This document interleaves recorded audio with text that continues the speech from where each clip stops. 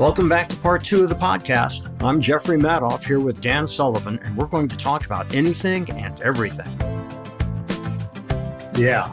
No, it's really fascinating because I think it's true whether you're doing a play or whether you're building a business, the kind of people that you want involved with you are people who feel like they have a stake in it. Well, not only that, they're the best in their class. You're looking Yes.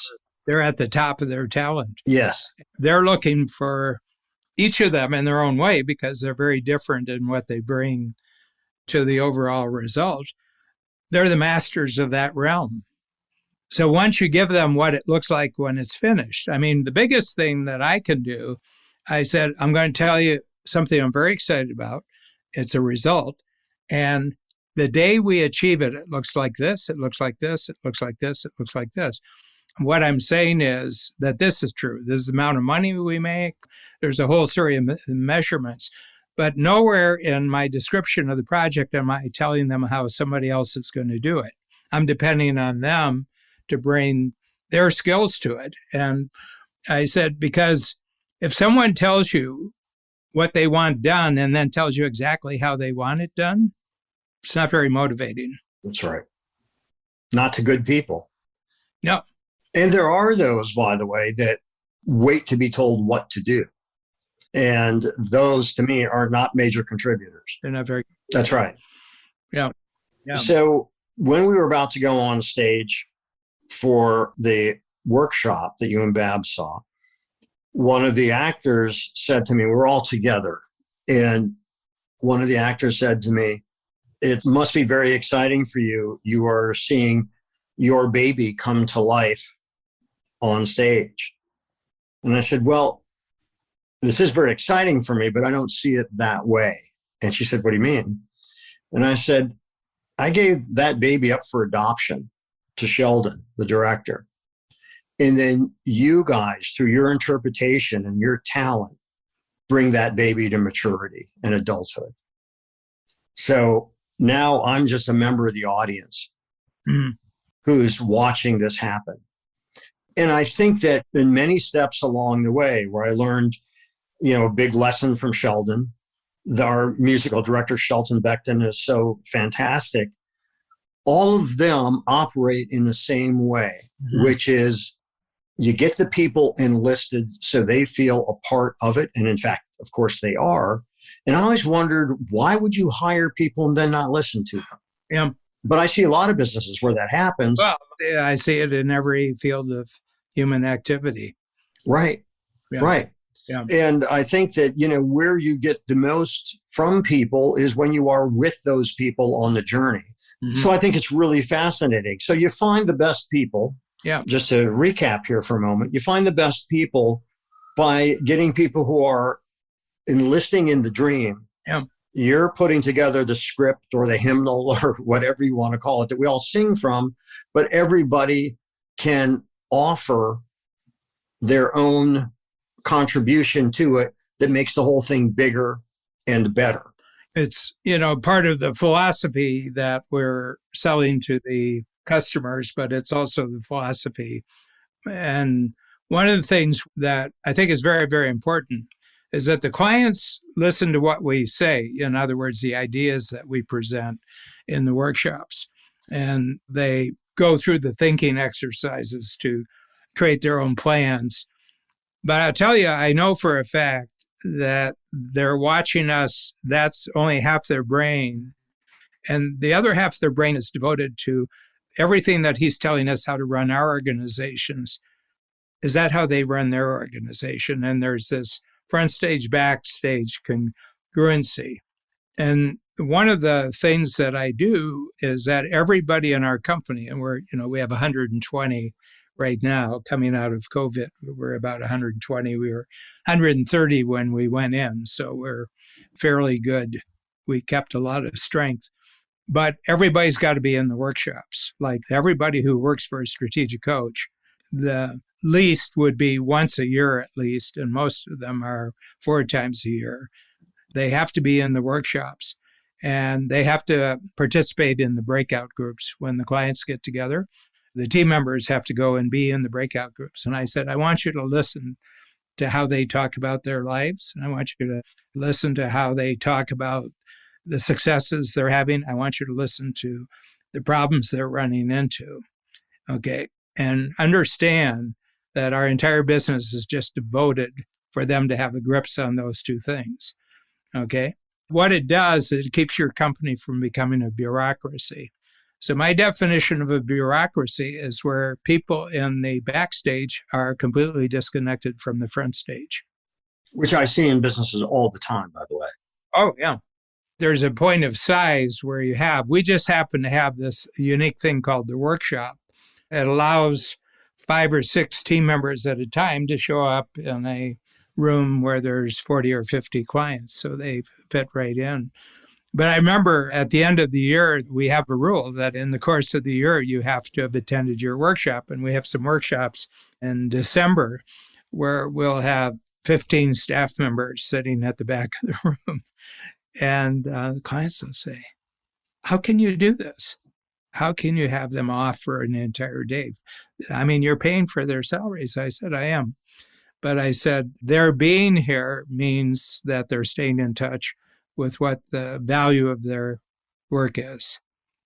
And I said, and they're making comments all the time when we debrief. They make all sorts of comments about things they noticed and everything like that. And I said, this is not a cost. This is an investment. Oh, absolutely. That's a great way of looking at it. So something that also goes along with collaboration and the kind of people we're talking about, and I don't really like the word criticism. And like in theater, we call it notes. We're going to give you notes. And that is, first of all, how do you give it? How do you give notes to people without demoralizing them in the process? And how do you receive it so you don't get defensive, but can learn from the good ideas and disregard the other ones? Yeah. Well, just like with the entrepreneurs, I mean, coaching entrepreneurs isn't like teaching college students. It's not teaching. And the other thing is that you're only asking them about their experience. Okay. So we don't give them any quizzes on whether they've mastered the concepts that we have. There's no quizzes or anything about, and no emphasis is put on that they have to master or memorize, what it is that we're teaching them. We just want to know, what did this concept do when you went back into the business? Did you try it? Okay. And what we have is a quarterly exercise with all of the entrepreneurs, but we also have the same exercise with our team. And first of all, what are the 5 things that really worked over the last quarter? And then what are the 5 things that didn't work? So they have to grade themselves about what didn't work. Okay. And you're saying, okay, you know what worked, you know what didn't work. So next quarter, how do you profit from both what worked and what didn't work? So how do you take what worked and expand on it? How do you take what didn't work and use it as a better preparation so that it doesn't happen next time? So what I try to do is, since it's their life, their career, we kind of take the same attitude to our team members. Look, you're here for your reasons, not our reasons. Mm-hmm. Okay. I mean, if you're working for us, you're not here for my reasons. You're here for your reasons. Now, our 2 reasons in parallel with each other are we actually coordinate. And I said, look, if you decide that it's better to be someplace else, hey, we're not going to trash you for that. We're not going to criticize that for you. And the other thing is, you can't bargain with us. Okay, you can't say, I've got a job offer. And we said, no. So you can't bargain. You can't bring an outside offer back to us. We want you to know that right now. Okay, there's no bargaining. You're either here or you're there. We try to simplify right up front. If such and such a thing happens, we want you to do your best to the very last day that you're here. And we want you to do a good job of training your successor in your job. Okay. I mean, nobody gives anybody bad referrals anymore because you can get sued for it, right. But you can say, we want to notify that so-and-so worked here for 3 years. Well, that's how you get around that, if you don't say anything good about them. But it's really touchy with labor laws being what they are. So the big thing, is I have a great belief that people are running their own lives, and the reason why they're here is that it relates to something they're trying to achieve. We'd like them to know what that is, and we'd like to know what that is that they're trying to achieve. Our best salesperson we ever had, in terms of actual sales, came in and said, just want you to know, I've got 3 kids now, and I just can't work like this anymore. And she says, but I am going to go back. And she says, I'm going to become a teacher. So I'm going to be going to teacher college. And that's great. It was all positive and everything like that.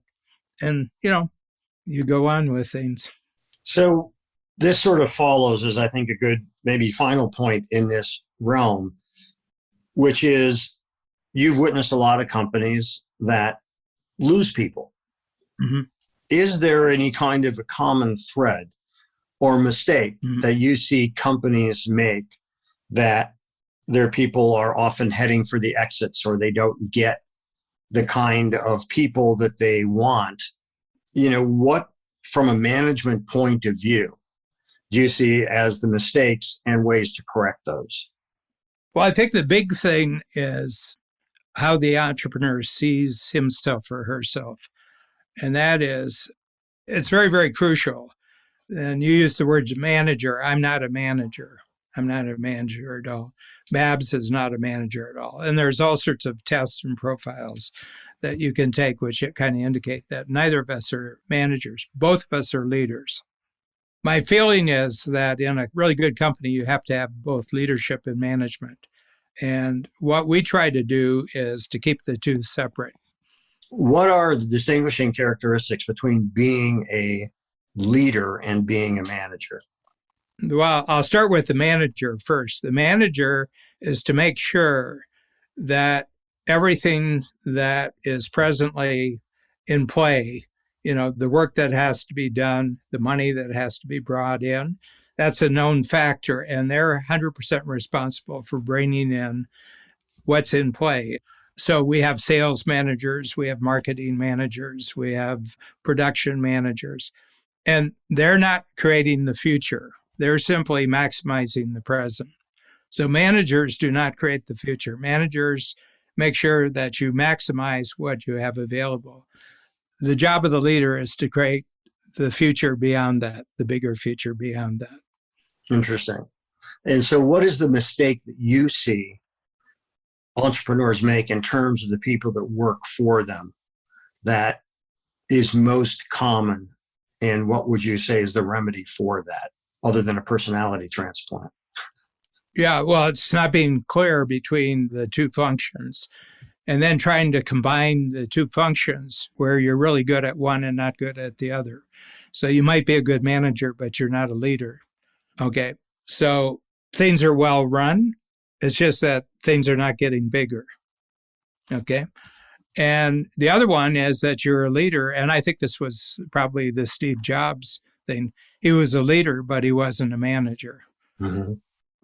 And I think that his time away, when he was actually fired, and then he went out and he was part of Pixar, he was part of Nexus, and he created a whole new operating system for an entirely new operating company. And then he comes back, and his time away had been well spent. But in the meantime, he came back and they brought a great management team with him. That's when Apple went through the roof. I mean, you have to understand that except for a $150 million loan from Bill Gates, Apple would have gone out of business the year that Steve Jobs came back. They were really close to the cliff. And I think the one thing is they had great customer loyalty. First of all, they had created really good products, and they had, as painful as it was, Apple customers said, you can't abandon the ship because the technology is so good. So they had that going for them. But they were really close when he came back. I think they were very, very close to the edge. Now they're the highest valued company in the world. Yeah, it is astounding. So to bring it back home to our umbrella topic, relationships and building solid business relationships. Can you summarize for me what you think are the key points? And that's with both clients and with the people that work with you or for you. Yeah, I think the big thing is that you have a vision beyond the present. In other words, there's something that you're going toward that just hearing about it is exciting.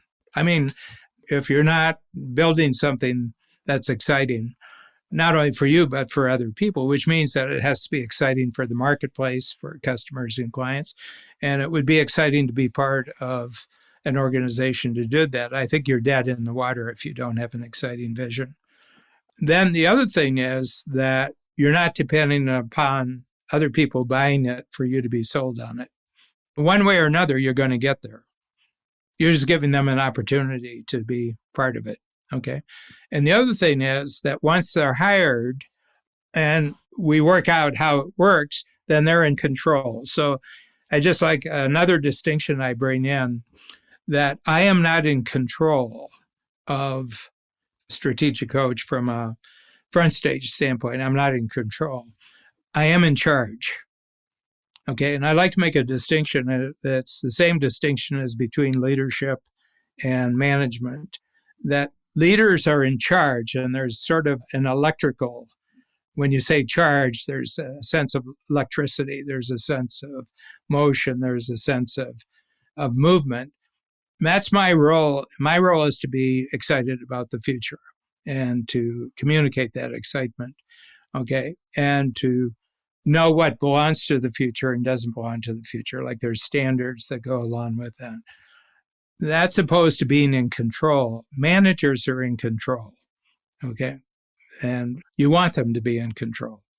They control the mechanism that gets you there. So, again, it may be an unusual discussion because I think both of us sort of operate from an entertainment model, that there's a front stage and a backstage, and that the front stage impact requires on a lot of moving parts. You have the script, but the script is just the blueprint.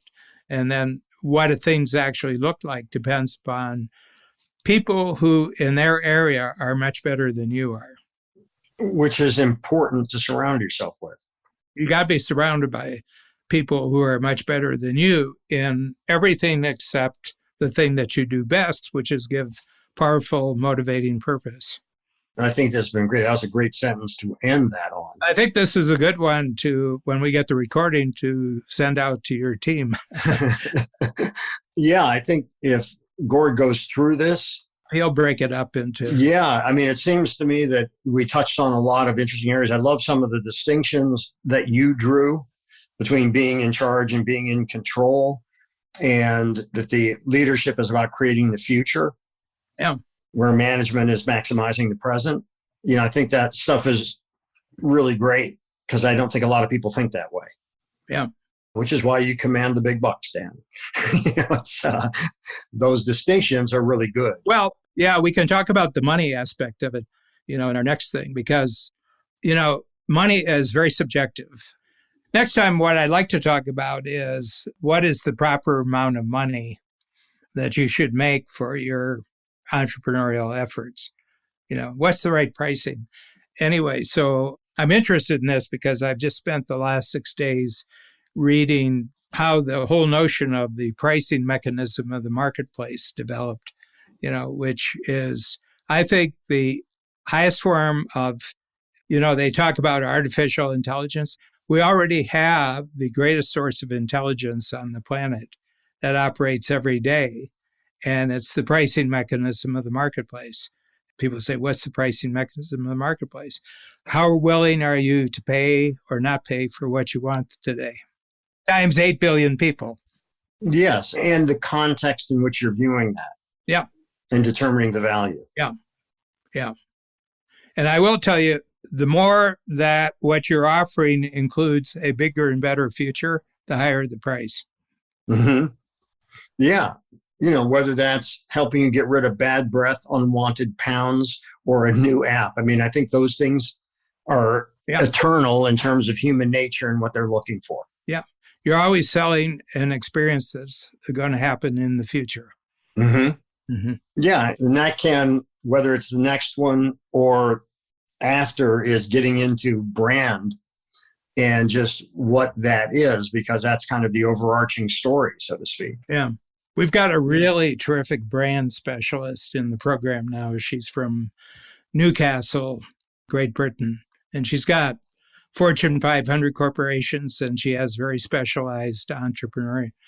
She's really wide-based in the kind of information she pulls in for what constitutes a brand. It's really great having her in the group now because she's really giving a lot of people a lot of tips about the brand. That it's really great brands. I mean, you've touched on so much of it from the class that I sat in on at the New School and also in some of our podcasts.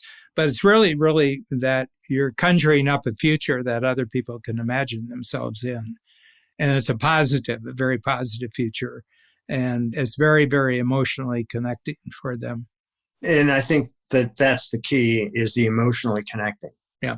Yeah, I think that's really good. I will tell you, the more I keep track of the political scene, the more that I think that the impact of personality, when it's seen by audiences, is going to be very, very transformative. I think it's going to be a very healing play. And I think more so now than 2 years ago when we saw the workshops. Can you believe that was over 2 years ago now? I think it was March, yeah. I mean, but did that go in a blink or what? Yeah. But my sense is, I think it'll be very cathartic, and I think it'll be very transformational at a much higher level than I imagined. I think I sent a follow-up note from sitting in. I said, it just seems to me that he's got a message that's very transformative right now. Well, I mean, thank you. I think it's an important message for people to hear. Yeah. And I think, it's also interesting because you don't know. I mean, did I know that I would meet Lloyd Price and that would have such an impact on my life and truly change the direction? Mm-hmm. And, it's funny because the other day I was being interviewed and somebody said, so when did you meet Lloyd? How old were you when you met him? I said, early 60s. And they said, and so you decided to upend what you were doing to pursue this? I said, well, I'm seduced by ideas. And I thought this was really exciting. And I think that, is this a passion play or is this commercial? And I said, I don't draw the distinction. I'm passionate about the play, and I think it's going to be very successful commercially.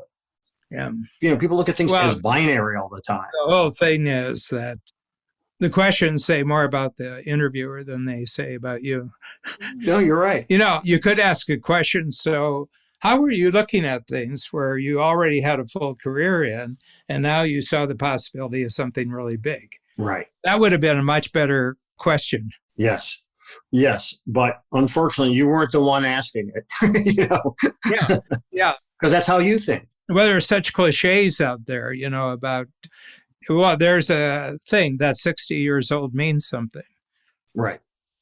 Yeah. And I think that we create our own meanings for things. Oh, yeah. I remember my dad was 30 years older than I. So I vividly remember his 40th birthday. And there was a party at our house. And my dad was very athletic. So people were saying to him, Ralph, now that you're 40, are you going to stop running around on the tennis court like you're a teenager so you don't drop dead of a heart attack? Yeah. Meanwhile, what it was is that question revealed more about them because they were all sedentary. They were all overweight. And my dad had such a great sense of camaraderie with his friends who he'd play with. And it was an important party. He was competitive. He was athletic. He enjoyed it. And I used to, as a kid, and I think that contributed to my ear for dialogue, mm-hmm. the way that they would jab each other in a fun way. Mm-hmm. So I had someone whose behavior I witnessed who didn't hew to the notion of, well, I'm old now. I guess I should stop doing that. Mm-hmm. That wasn't my dad, and one of the primary motivators when he got cancer and I became his health advocate was I said to him, I promise you, Dad, if you listen and you do this, I'm going to get you back on the tennis court. I'm not going to say that you will be where you were, but I'll get you back on the tennis court. And the doctor had given him 3 or 4 months. And about 8 months later, he was back on the tennis court. Mhm. And he lived almost 3 years and was able to be here and hold my kids when they were born. Yeah. He and my mom were at the hospital. Yeah. And so many people, I think it threatens their own sedentary self, both mentally sedentary and physically sedentary. Well, I think at a certain point, people go static. You use the word they kind of freeze, but they're buying into outside models. It's really interesting that you mentioned the age 40, because I think that till 30, if somebody's really great in their teens and 20s, you never know if that means they're going to be great later on. Okay. Mm-hmm. And the reason is that they may have had just unusual support. They may have had unusual education. People make a big deal about them, when you're, oh boy, if you're this way in your 20s, boy, you're really. And my sense is that there's kind of like, in marathon running, they have a thing called the wall. It's 26 miles and it happens about the 18-mile. And it's when your system switches over from getting enough oxygen through your breathing and starts pulling the oxygen out of your muscles. And it's lactic acid. Lactic acid is released. There's energy in your muscles, but it's really painful. It's really painful. And that's when you really start hurting. But the hurting is that it's acid is being released into your system from your muscles. Mm-hmm. And my sense is that when people hit about 30, they hit a similar type of wall.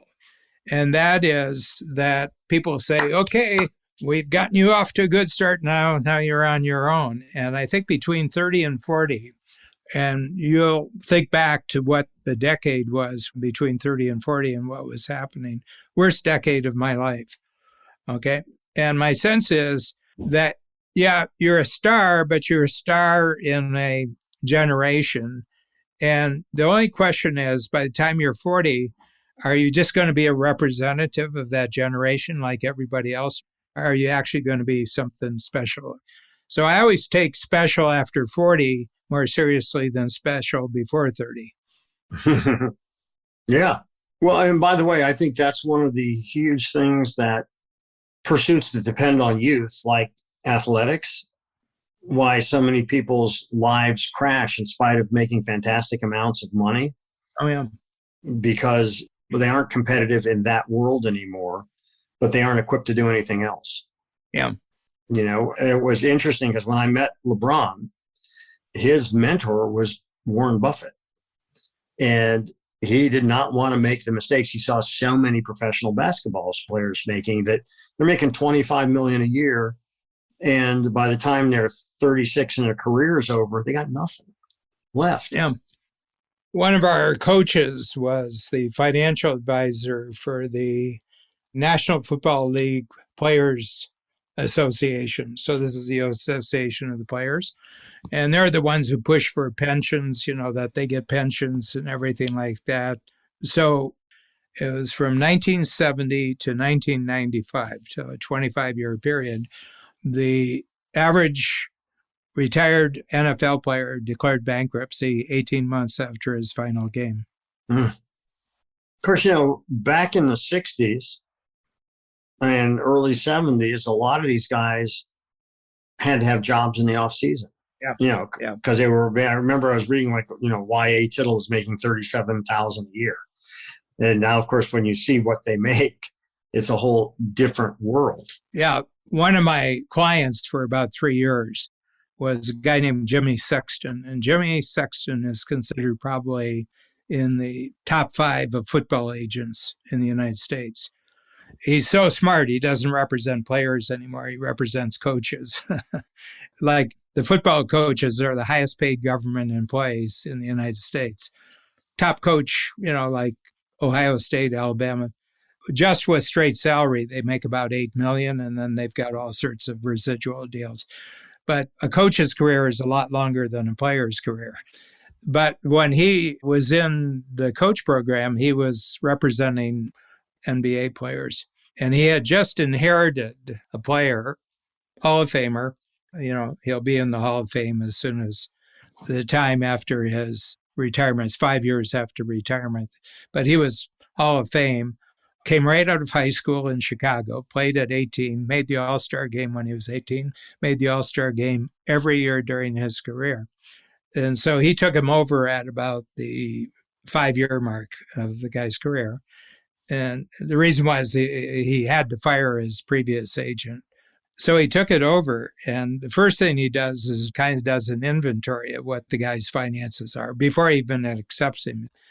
And then his number one rule is that he controls the paycheck as the agent. He controls the paycheck. The athlete's basically given an allowance for the rest of his career. He said, you don't have to accept it, but if you accept it, I control the finances. I got a complete team. We invest, and we say no to everybody who wants you to do something. So this player was really interesting. He said, you looked at his lifestyle. He might have had the lifestyle of a top manager in a company in Minneapolis. And he said, he looked like somebody who maybe made $300,000 or $400,000 a year, his home, his lifestyle and everything like that. But he had 42 car leases. And these were all his buddies from the hood. Right. And every relative, they all had car leases. So he said, I had to wean. And he said, you can't imagine how savage this gets. I appreciate the athletes that you see the position they're caught in when they get successful like that, because they don't have really any education. Yeah, I mean, even if they got a 4-year degree from a college, they didn't go to college to get an education. That's right. Yeah. Okay. And most of them never wore regular clothes until they got their first professional paycheck. They wore sweatsuits. Mm-hmm. They wore sneakers and sweatsuits. They never had regular clothes. They're living at a level that is utterly foreign to where they came from. But they're not part of the world of the people who pay them. Right. Right. They're disconnected. They're completely disconnected. And they're only one injury from the end of their career. Right. Yeah, it's interesting in watching the Olympics when they'll be talking about some of these sprinters or gymnasts for that matter, but some of these people that they've been out for the past year and a half because of injuries. Well, when you're on that elite level, injury rate's pretty high because you're pushing your body way beyond anything reasonable. Yeah. It's fascinating, but you're right. Just how to manage your money. I'll stop recording now. Yeah. Thanks for joining us today on our show, Anything and Everything. If you enjoyed it, please share it with a friend. For more about me and my work, visit acreativecareer.com and madoffproductions.com. To learn more about Dan and Strategic Coach, visit strategiccoach.com.